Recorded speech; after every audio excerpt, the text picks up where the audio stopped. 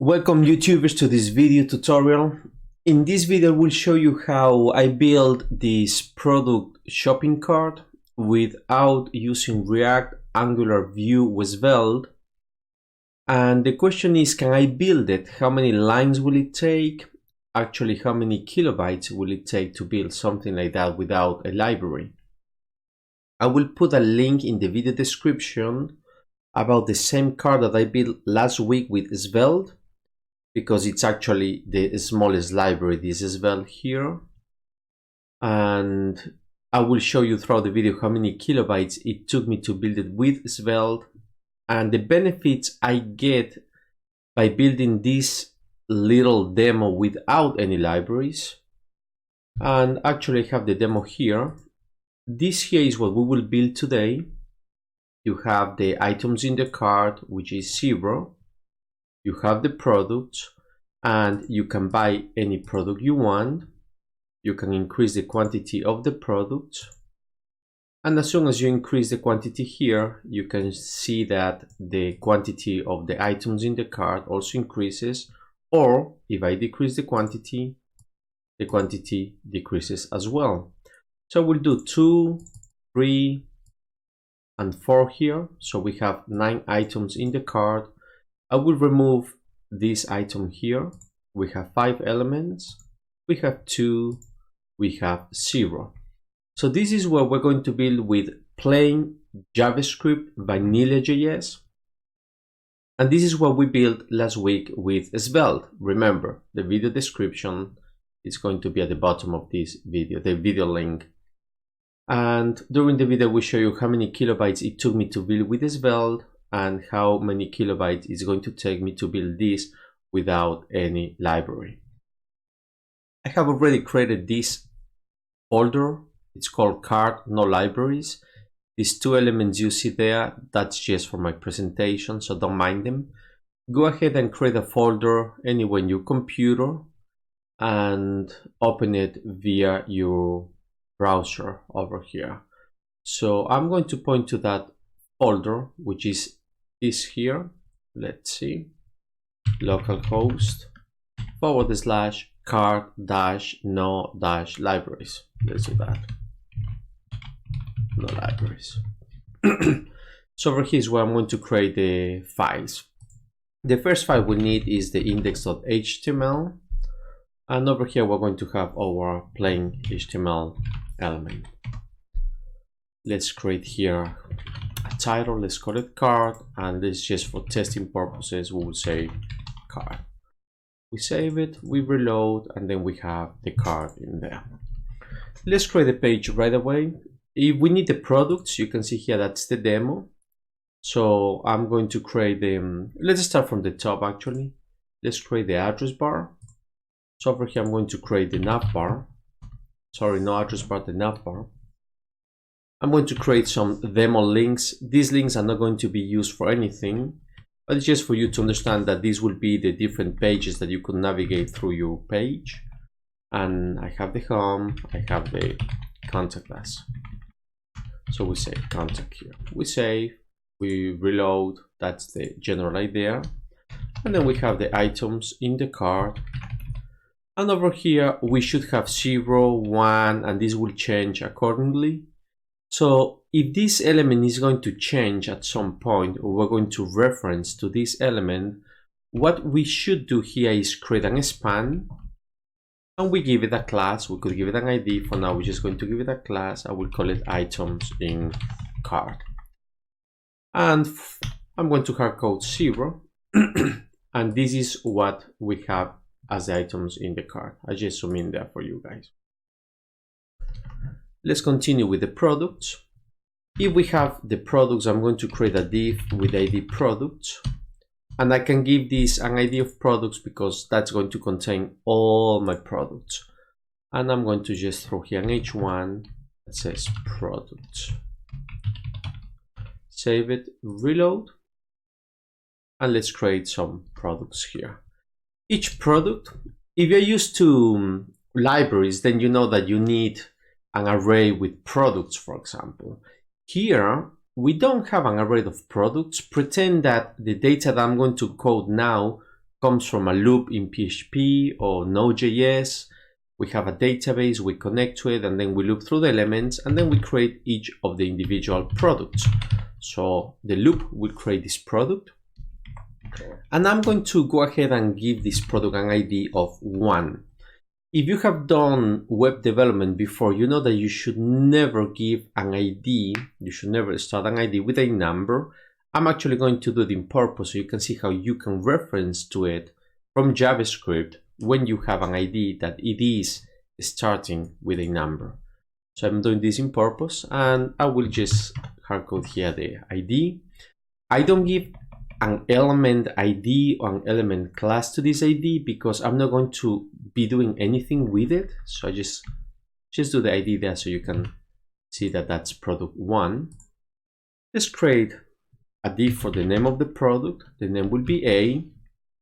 And if you look at the example here, you can see that when I buy the product, I get the name there, and the name comes from there. Since that is a reference, then I will have to create a reference for this name, and then I will give it a class and I will call it name. I'm also going to create the price for it. If you look at the example, the price is 10. As soon as I buy, then I get, if I zoom out a little bit more, you can see the name is A and the price is 10. Since this price 10 is actually coming from there, that means that I'm going to reference to it. Therefore, I'm going to create the price here of 10, but I need to reference to it. So we'll give that class of price. I also need a button so I can buy it actually. So in this button, I will say buy, and I'm going to create an event listener just called onClick. And right away here, I could just go and say, add this element to the cart. So I could say add to cart. And what I want to add to the cart is the product with ID 1. Now I'm going to tweak this in a second, and I'm going to make this a little bit more coding wise perfectly.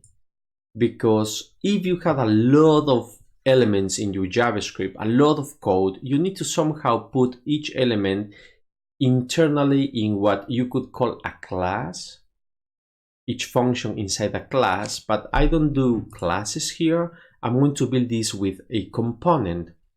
So if you have seen React, Svelte, Vue, Angular, they use components. So I'm going to try to emulate the exact same thing with components. For now, I will just leave that with add to cart, even though it doesn't belong to any component because that's just a function. I will duplicate this element, copy, and then I put the second element here. The ID will be 2, product, ID 2, the name will be B, and the price will be 20.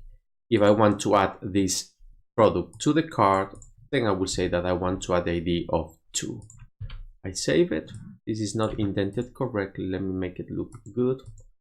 So here I have my 2 products. I don't have any styling on it. Let's do some styling because it looks terrible.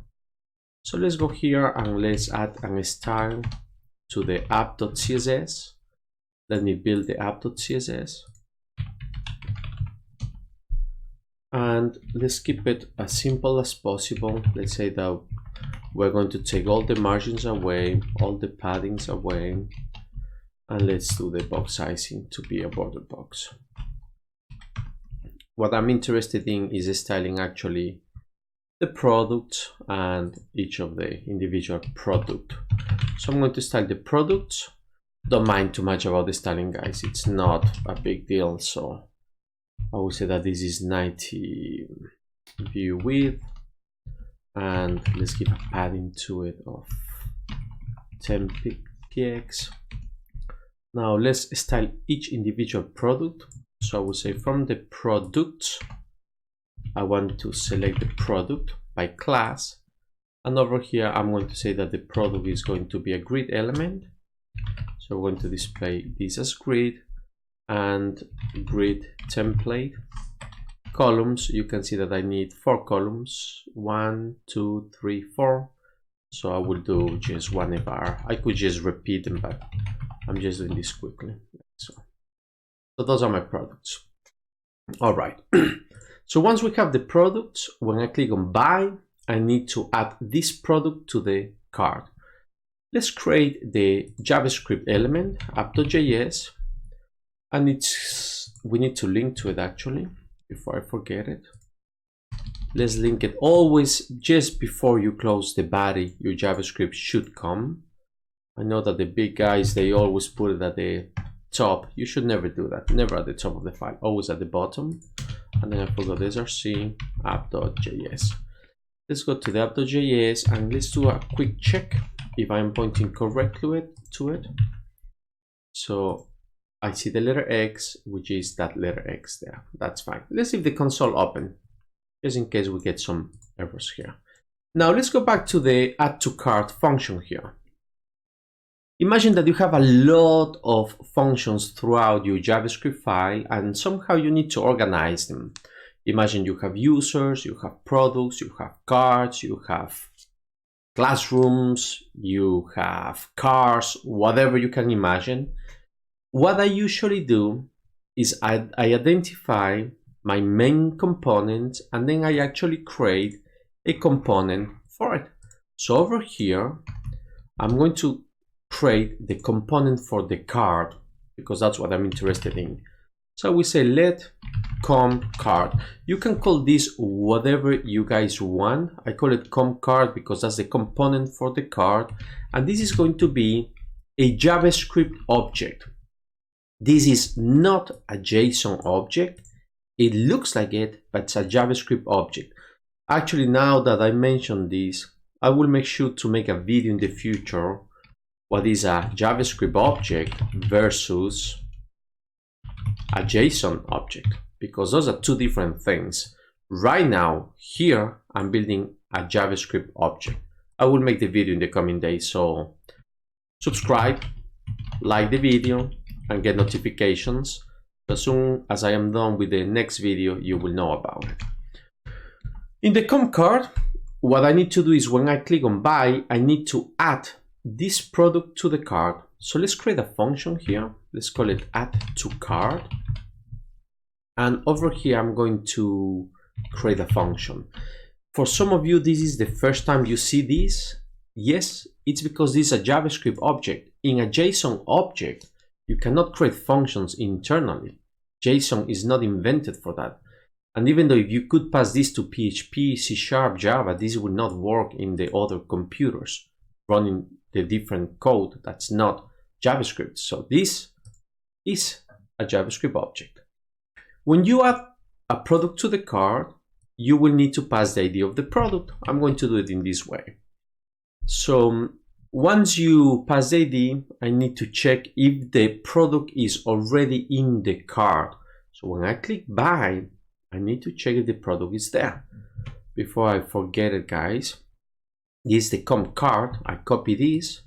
So over here, I will say that I want to call the function add to card, which is inside the com card. I say com card dot add to card. The same happens with product 2 com card dot add to card. I save. Let's do a quick test. Let's do a console.log, and over here I'm going to console.log the ID product ID, and that's the product ID that I want to pass to the card. I save, reload, ID 1, ID 2. It's running fine. So let's code it. The first thing I need to make sure is that the product is or if the product is not in the card. So I will need an if else. Let me put a comment here. If the product is not in the card, let me do this with capitals, not in the card. I will do an if, that's if it's not, or if it is in the card. So in the if statement, I will have to check it. Now we need selectors here. We will need to select document.query selector, document.query selector all, and that's going to be repeated again and again and again. Therefore, I'm going to do something that's going to be weird for you, but outside this component, because this selection doesn't belong to a component, it belongs to the whole code, eventually you will end up with document.querySelector over and over and over. So you will have a lot of these selectors everywhere. So what I will do now is I'm going to invent something, because I can. I'm just going to create a variable. I will call it 1, and that's going to be a function. And I will create get as an argument a selector. I will just call it Q. I know this doesn't make a lot of sense, but I will never use this again unless I reference to it. So I really don't care about this Q for now. That's the query I'm going to look for. And over here, I'm going to return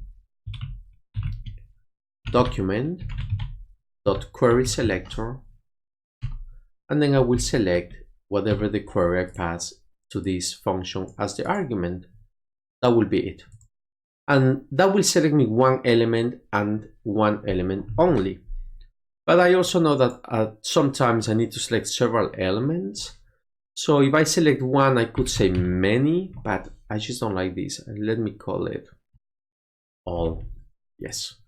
So I get one or I get all. And when I select all, I will pass the query, and this will say that I want to select all, whatever the query returns.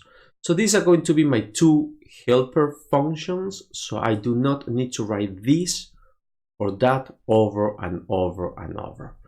So let's do that here now. Let's use it. Now I need to check if I have an element in the card or not. So let's do this. If not, and then I'm going to select one element. Select one element. Let's do this with the backticks. Select from the shopping cart. That will be the ID shopping cart. I don't have this div with ID shopping cart. Let me build it actually over here, so we don't have any errors there. And I will do this here. Div with ID cart. Over here we'll have the H1. And the idea is that here and here and there and there we will have the elements for the card, the products inside the card. That's why I invented this ID card. So let's move here, and now let's check what I do. I will say if the div with ID card has a product, doesn't have actually a product, that will be the class that I will invent. So over here we'll have a div with the class product, and this product is going to have an ID. So I will select by the attribute ID, and if the ID equals, and then I will do the double quotes because I need to put here 1 and 2 and so on. And these 1 and 2, they come from this variable ID. So I'm going to use this string literal, and then I will select the ID, template literal, whatever the name of it is. So if I cannot find the product with ID 1, 2, or whatever ID it has inside the div card, that means that the product is not in the card. I will console.log not in the card. Save it, reload. This product is not in the card. Let me click in that one. That product is not in the card. Okay, great. It's not. If it is not in the card, then I will need to add it. Now, if you look at the previous example, what I need to add is the name of the product. You can see it there, the price, and the quantity. So based on that, I'm going to add it here. To get the name of the product, I actually need to get it from here, because the name is already in the products div inside the product with a specific ID, and therefore I have the name in it. So let's extract the name out of that element.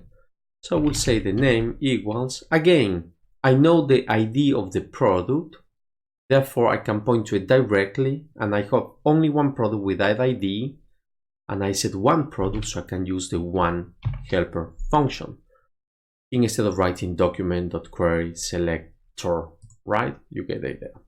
So over here we just backtick it again, And then I will say go to the product div, select the class product with the attribute ID, which equals, and then I'm going to point to the ID of the product. Once I point to ID of the product, I want to get the div with the class name out of it. But this here will give me the object. This command is actually going to get me that object, that DOM element. I don't need the DOM element, I need what's inside the element, and therefore I will say I want to get the inner text. Let's do a test, text like so, console.log, and then I'm just going to quickly log the name of the product. Reload, I get name A, you can see it down there, I get the name B, great. So now that I have the name out, I also need to get the price. I'm going to duplicate that line, I'm going to get the price of it, I'm going to select from the div products, the product with this ID, and the price which is inside that div. So over here I will say I need the price and I need the inner text of it. All right, now comes the little tricky part. I need to build this part here, that part, all of it. I need the name of the product, the price, the quantity, the button plus, the button minus, and the remove button.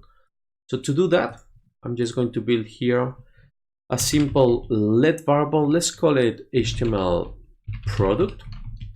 And this product is going to be, let's buy ticket so we can do that in several lines. It is going to be the card product that's going to be displayed in the shopping cart. You could have done this in a different file and test it. I'm going to do it here.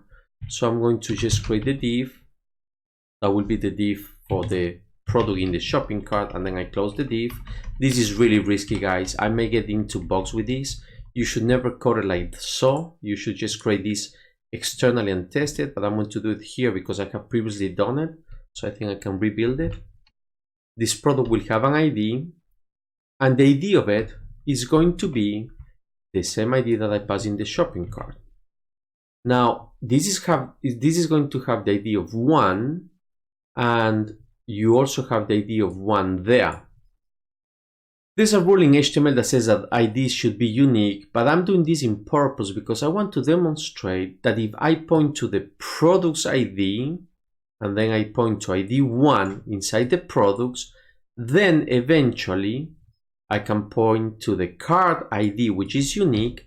And if in here I have a div with ID 1, this ID 1 will be the same as that ID 1, but I do not care because this ID 1 is inside the product's ID, which are both unique.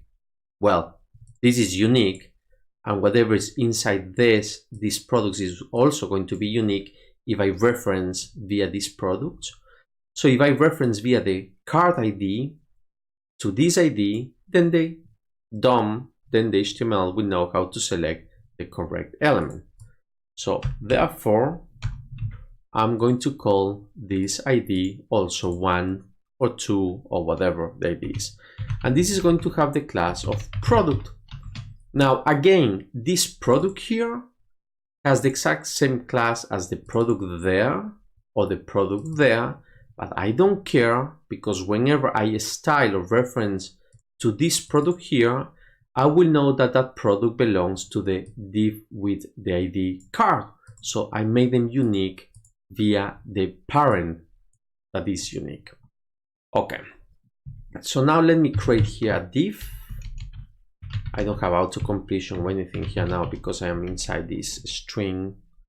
And in here I want to put the name of the product. So to do that, and that's a JavaScript variable, so I will just throw it in here with the name there. I also need to put the price, so I will take the price and put it there. And I also need the quantity of it, so I'm going to create a div. I'm going to close the div, and in here I'm going to do the, let me see what I had here. Yes, I had the hash number symbol. So I will do the same thing here, the number symbol, and I know that this quantity can increase or decrease. You can see this increasing, decreasing. Since that quantity can increase or decrease, I will create an span for it, so I don't have to break it into another line. And this span is going to have an identifier that I will call it quantity. And the quantity will be 1. How do I know that it's going to be 1? Because it says here, if the product is not in the cart, I will add it to the cart, and therefore the quantity can only be 1. Looking at the blueprint here, I also have 3 buttons. Let's create those 3 buttons here. Let me just say for now, I mean, nothing is going to happen, just so you know it, because I'm not appending this to the cart just yet. So let's finish building the buttons. I have 1 button here. I open and close the tag.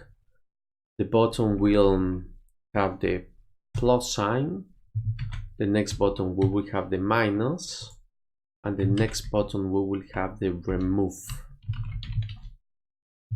Save it. Okay, so for now these buttons will not do anything, they're just there. And the last thing I need to do is I need to add it to the cart. How many cards do I have? I only have 1 card which has this unique identifier. Therefore, I'm going to say select the only card we have by its ID called card. That's the main div. And then I'm going to run this JavaScript function called insert. Oh, there are no suggestions. Well, adjacent, and I'm going to throw in there an HTML element. This takes 2 arguments. The first one is where you want to place it. So I'm going to place it before the end. No, I think it's like so. Before end. And then I'm going to throw in there the HTML product which I have in this variable there. I save it, I reload, add. Okay, that was great. No bugs so far. That was great. So I have these 2 elements. I need to style these products because you can see they look horrible. I will go to the app.css, but now I'm going to style it via the cart element. So let's start first of all the cart, same as I did with the products. I will just copy and paste. And then over here I'm going to style the cart. I'm doing all this in purpose, repeating the class names and the IDs so you can see what happens here. Now I'm going to style the cart product, not the products product. So what I will do with the cart product is I'm going to do the exact same thing. I'm going to display grid. I'm going to grid template columns, and I'm going to have how many columns? Let's see, 1, 2, 3, 4, 5, 6. 1, 2, 3, 4, 5, 6. Yeah, let's do this. Repeat. Let me use another technique. So I'm going to repeat 6. 1 var. Is that it? Let me check it. No, it didn't work out. Comma maybe. Oh yeah. Great. So 1, 2, 3, 4, 5, 6. So I'm using a different technique. Over here I use fractions individually. Here I'm using the repeat. I was afraid it wouldn't work, so it's working fine. That will be it. So that's for the card. Let me go back to the app.js. Now, if we do have an element in the card, that will be the else here, like so. So else, I'm going to add a new element to the card. So if I click buy here again, you can see that nothing is being added. Let me just do a hard reload. I buy. Now if I buy the first element again, you can see that the computer is analyzing if this element is in the shopping cart, and it is in the shopping cart already, therefore it doesn't add it again. But this number here, this one, when I click here, should increase. To do that, we're going to create, let's select this object first of all. I'm going to select that, so I'm just going to call it O, just for object. And then I'm going to select 1. And the selector will say, well, select, remember back ticket, select from the card div the product with the attribute ID, which equals, and then in here I will pass the ID that I got from here. That was the argument I received up here, therefore I use it down there. So select that ID and select the quantity. This class quantity is actually that one, and remember that this command here will select that element. I don't need the element in itself, I actually need what's inside it. So I will say from the object that I selected, I want to select the inner text, and here comes the trick. If I selected yes as text, it will select the number as text. I cannot add to it. So what I will do is, I want to do this just to demonstrate. O inner text plus 1. If I do that, I reload by, you can see I get 1, 1, 1. I don't want to append to it. I want to do the mathematical equation. So I add 1 to it, and therefore I'm going to parse int. That means that I will convert the text of the element into an integer, and then I will add a number 1 to that integer. And whatever the result of that mathematical equation is, I will put it inside the text of that DOM element. Save it, reload, by. So far I have those two elements, by. This is working fine. All right, let's work now. This was the evals, adding an element to the shopping cart. Let's continue. How about if I click on remove? Let's do that. Let's the remove part. Let's do that. So over here, after I have bought an element, I have to create the next function, the remove function. Now I will do this again. You can see that I added a comma in there. I add a comma because then I can add the next function, remove product. It's going to be a function again, and this function is going to take the ID of the product that I want to remove. So I get ID, and over here I will say select one element. The element that I want to select is from the ID card, and then I want to select the ID which equals that ID. So over here I will have to do that ID. And this here says go to the card. Let me inspect this so you can see what I'm actually going to select. I have here the ID 2, and then I have here ID 1 inside the shopping cart.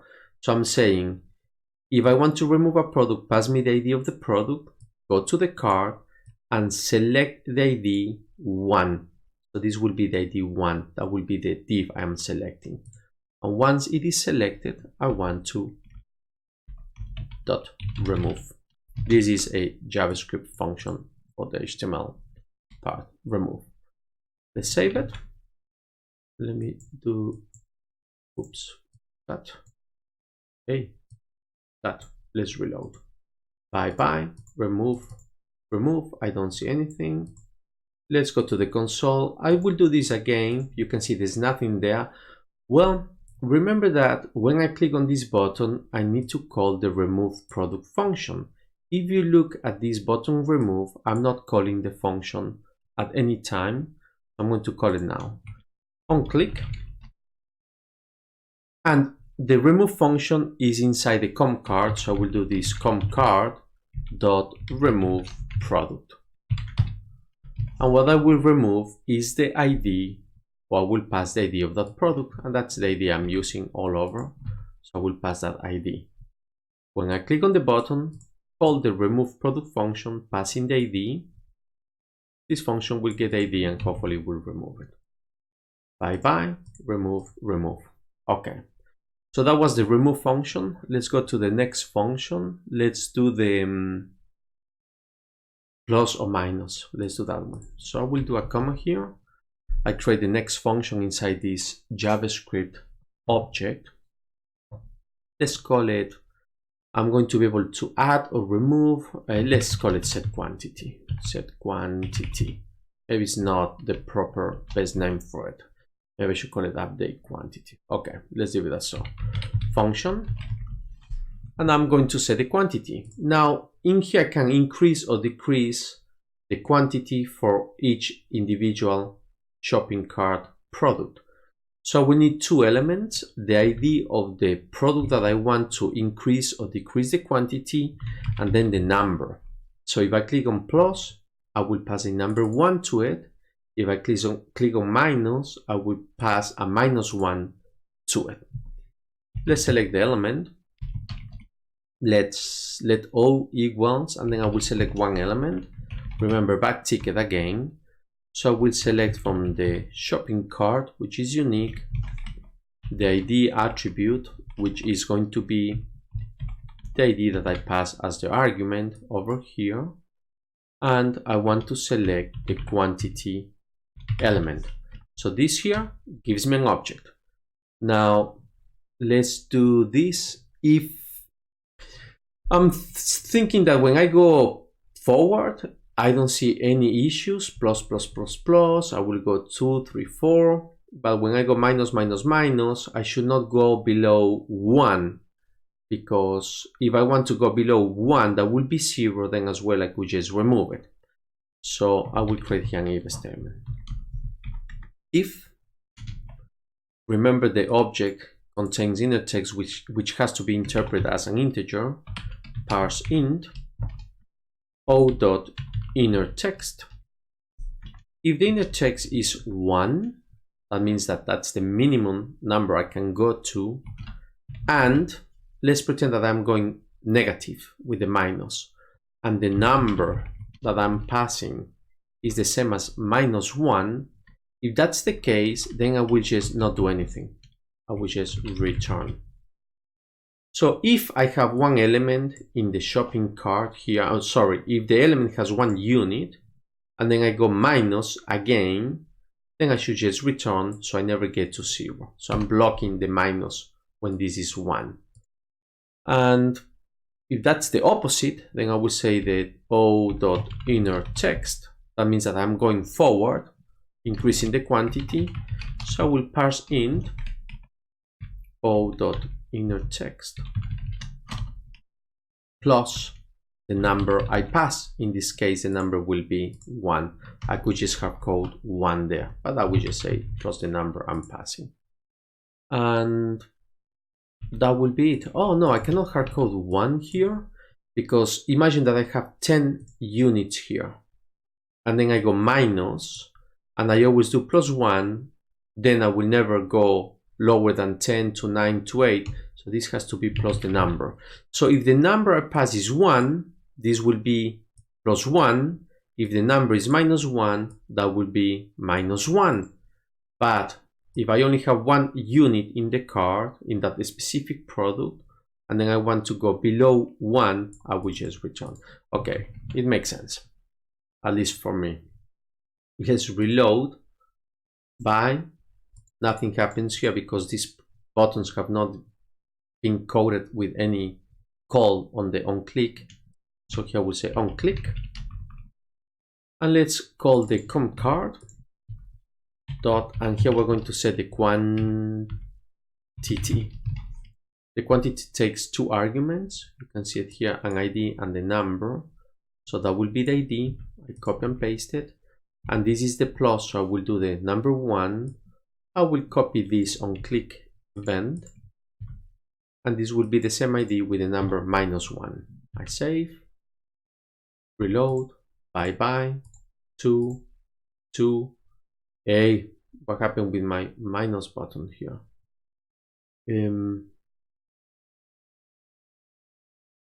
Save, 2 seconds, guys, bye. The plus button is there. Oh yeah, I can see here the bug. I forgot to close that. Save, reload. Okay, that was a lucky hit, guys. I didn't spot this, but now it's working fine. 2, 3, 5, 2, 3, 7. I cannot go below 1. remove, remove. So far everything is working fine with the remove product as well, set the quantity as well, and here comes the complex part. This element being updated.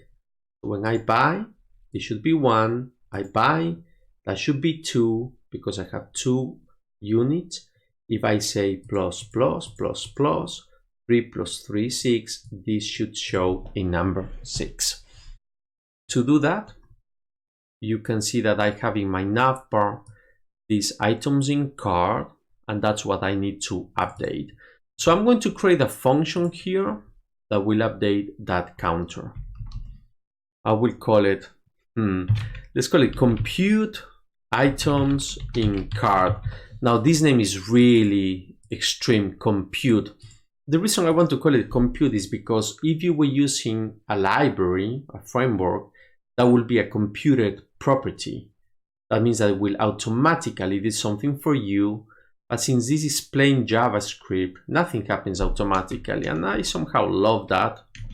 So I just call it compute, so you know that this is something that we need to call whenever we want to update that element there.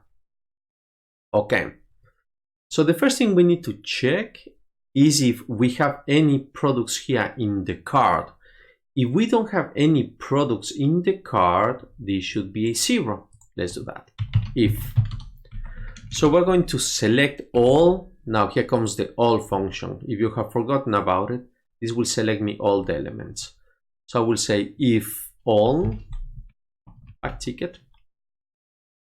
We're going to select the ID card, and then we're going to select the product, the individual product inside the card.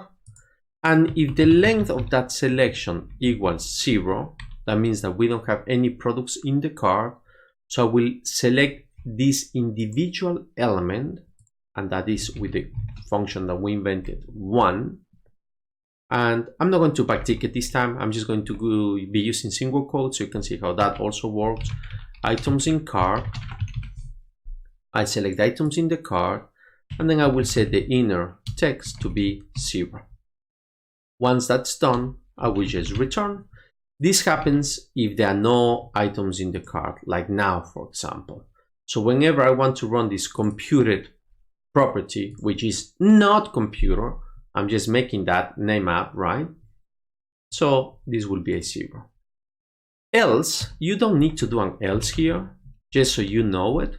Whenever you see a return, you don't need to do the else down there, because this is either this or that I will write in a second. But since I have the return there, I don't need to write the else. So let items in cart equals 0. I will always start this variable at 0, so I can recount these elements here. I can recount them. So items in cart is 0, and then I will select all the products inside the shopping cart. Again, I will just do this with single quotes. I will select the cart, I will select the product, and then I will select the quantity of each product, and then I will do a for each loop. This for each loop is going to take an element that will be the DOM element, and it's going to run this function in the callback. So this element here will be, if I add and I add, will be this and that. So once I add it, I will say items in the cart plus equals, same as before, guys, parse int the o.inner text. So now I have not 0 but o. So now I have the number of elements displayed there. And then what I will do is I will say 1, and then I will select the items in the cart, items in cart, and the inner text of it will be the variable items in cart. Hopefully I don't have any bugs. Let's reload. I buy. Nothing really happens because you can see that this computed function is never being called anywhere. So I will copy this now, and I'm going to call it in the relevant places. So let's start here. When I add to the cart, by clicking here or there, I should compute this. So over here, I will call that computed property. Since I am inside this JavaScript object, what I will do, everything happens inside the comCart object. I can say this dot compute items in the cart. So I'm saying when I add an element to the cart, if it's not there, or if it is there, I will increase the quantity, or I will put the quantity of 1, then I will compute this function there. Save, reload by, I have 1 element, by, I have 2 elements. Now when I do the plus, or minus, minus, I also need to call this computed property, right? By the way, also when I remove, let's go in order. When I remove, I should call the computed property. So I'll say this compute items in cart. Please don't get confused. It's not a computed property. I'm just calling that so you get the idea, right? By, remove, it's working fine. When I set the quantity, I should do the exact same thing. I should call that function. Remember, I will make a video about JavaScript objects very soon so you can learn all of it. By 2, I have 3 because 2 plus 1 is 3. I have 4, 5, 6. I have 5, 4, 3. I have 1. I cannot go below 1. I will do here 2 and a 3. So I have 5. Remove, and then I get a 0. Okay, guys, so let's go to the next part of it. If you look at my presentation that I had somewhere, I don't know why I had it. If you remember about the kilobytes that it takes and the benefits of it. Now, there are 2 things that you need to consider. This app.js here, let's see how big that is. Oh yeah, let's go to the Svelte part. Last week I built something with the Svelte, and then I get this bundle generated here. That's the Svelte part of it, which is this here. Svelte is the smallest library, compiled code, framework code that you can get out of it, out of building anything. And to build all that, I used 40 kilobytes. That's the bundle. It's not minified. I guess that if you minify it and then you gzip it, it will be much smaller, but this is about that. You know what? Let's do it. Why not? This is the bundle from Svelte. I'm going to say JS Minify. Hopefully I get a nice, this one doesn't tell me, I guess, how much space I'm saving. No, it doesn't. I found a website some time ago. This one is not, I don't know. Let's see if this is the one. Sorry, guys. Let's see if this one tells me something about it. Yeah. Okay, so I just minify this. I gain, let's say, 12 kilobytes roughly. So this JavaScript minified from Svelte is 23 roughly kilobytes, roughly 23 kilobytes. I'm going to do the exact same thing now with my simple code that I just built with you guys, which is this one here, the card with no libraries. I will copy this. Let me put a comment here. So Svelte, which is the smallest one, after minification, it's roughly 23 KB. And let's see, plain JS after minification is going to be, I copy and paste it. That's with the one and the all function. Let's minify it. Is going to be minify script 1.4 kilobytes roughly. Yes, 1.4 kilobytes KB. All right, so to do the exact same thing, I can do it with 1.4 kilobytes instead of 23 kilobytes. And then you may think that that's not a big deal. That's true. It's not a big deal. Not today. If you have 1 megabyte, that will probably be a big deal, but 23 to 1.4, it's not. On the other hand, what you don't realize is that by doing this technique with plain.js, I can have server-side rendering. Server-side rendering.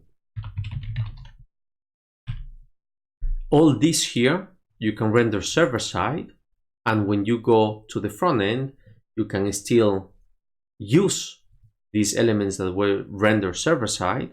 If you're doing this with Vue, React, Angular, or Svelte, well, to do server-side, you need to go through a lot of other stuff, a lot of configuration, a lot of setting up.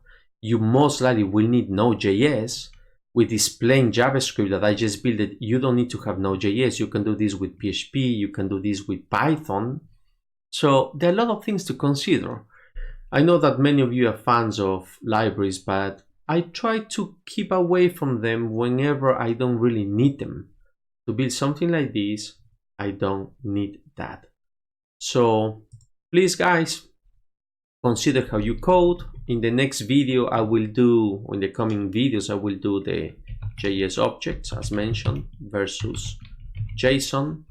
And now you can see the difference in size and the benefits like server-side rendering when you do something like that. Let me just go back to the presentation. Some htdocs with our libraries, and that was my presentation. And the reason I want to show you this is so you end the video, remember what we did today. And please don't forget to like, subscribe, and get notifications. Thank you so much for watching this today.